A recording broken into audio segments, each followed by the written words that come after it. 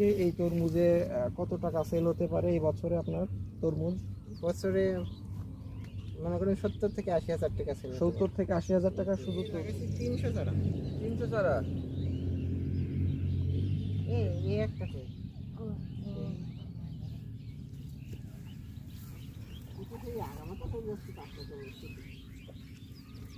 আমরা আসলে এসেছিলাম একটি মাছের ঘেরে।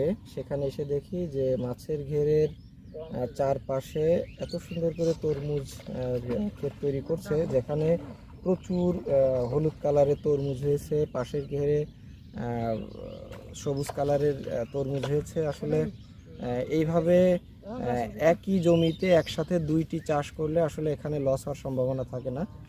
নিচে মাছ চাষ হচ্ছে, উপরে তরমুজ, যে কোনো একটিতে প্রফিট আসবেই। অর্থাৎ যদি কেউ পরিকল্পিতভাবে চাষ করে বা ব্যবসা করে, যাই করুক না কেন, সেখান থেকে তার প্রফিট নিশ্চিত আসবেই। এখানে তো তরমুজের চাষ নাও করতে পারতো, শুধু মাছের চাষ করতে পারতো, তাহলে তার শুধু মাছ থেকে আসতো, সেটা প্রফিট নাও হতে পারতো। কিন্তু এখানে হয় মাছ অথবা তরমুজ, যে কোনো একটা সাইড থেকে তার রিটার্ন আসবে, এবং সেই রিটার্নটা একটি ভালো পর্যায়ে রিটার্ন আসবে।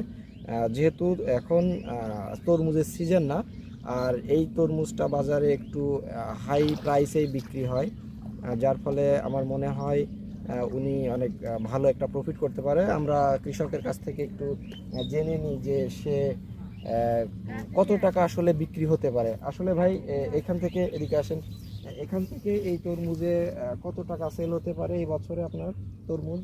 বছরে মনে করেন 70 থেকে 80 হাজার টাকা ছিল। 70 থেকে 80 হাজার টাকা শুধু তরমুজ সেল হতে পারে। আর মাছ তো আলাদা থাকছেই, তাই না?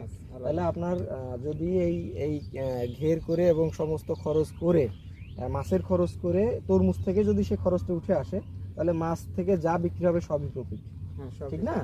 তাহলে আসলে এটা তো চমৎকার একটা পরিকল্পনা।